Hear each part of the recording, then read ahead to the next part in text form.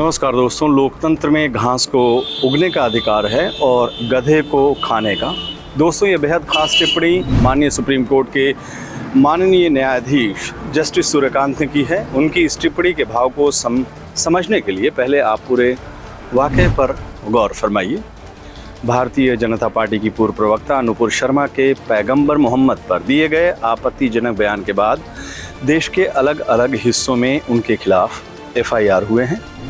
नुपुर शर्मा इसी मामले में राहत की उम्मीद लिए सुप्रीम कोर्ट पहुंची थी, लेकिन वहां उन्हें मिली जस्टिस सूर्यकांत से कड़ी फटकार। देश के मौजूदा माहौल के लिए जस्टिस सूर्यकांत ने सीधे सीधे नुपुर शर्मा को जिम्मेदार ठहराते हुए कहा कि जिस तरह से नुपुर शर्मा ने देश भर में भावनाओं को उकसाया, वैसे में ये देश में जो ये भी हो रहा है उसके लिए वो अकेली जिम्मेदार है। सुनवाई में दूसरे जस्टिस शामिल जो जस्टिस JP पारदीवाला ने उदयपुर की वारदात का जिक्र करते हुए उस नृशंस हत्याकांड के लिए भी नुपुर शर्मा के बयान को ही जिम्मेदार ठहराया।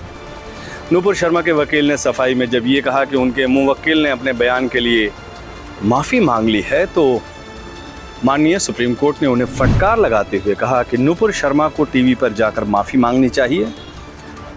उन्होंने बयान वापस लेने और माफ़ी मांगने में काफ़ी देर कर दी है।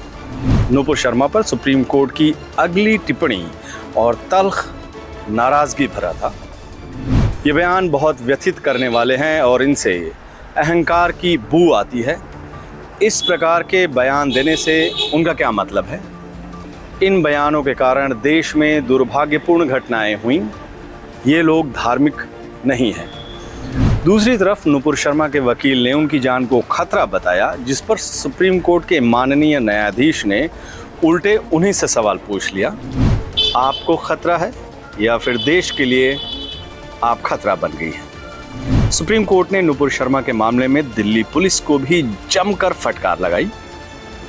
सुप्रीम कोर्ट ने दिल्ली पुलिस से सवाल पूछा कि नुपुर शर्मा के खिलाफ अभी तक कोई कार्रवाई क्यों नहीं की गई।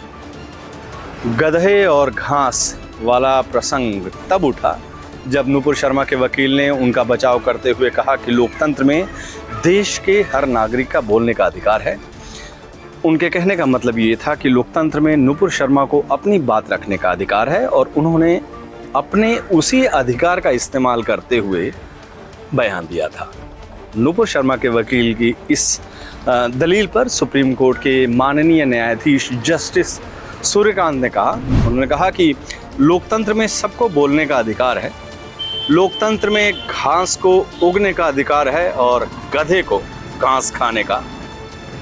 दोस्तों, घास और गधे पर माननीय न्यायाधीश की ये टिप्पणी बेहद गूढ़ और गंभीर है। दो वाक्यों में माननीय न्यायाधीश ने जो कुछ कहा है वो आज के भारत का आईना है। आप सभी से आग्रह है कि माननीय न्यायाधीश की टिप्पणी पर ज़रूर गौर करें और अपनी राय से मुझे ज़रूर अवगत कराएं। नमस्कार।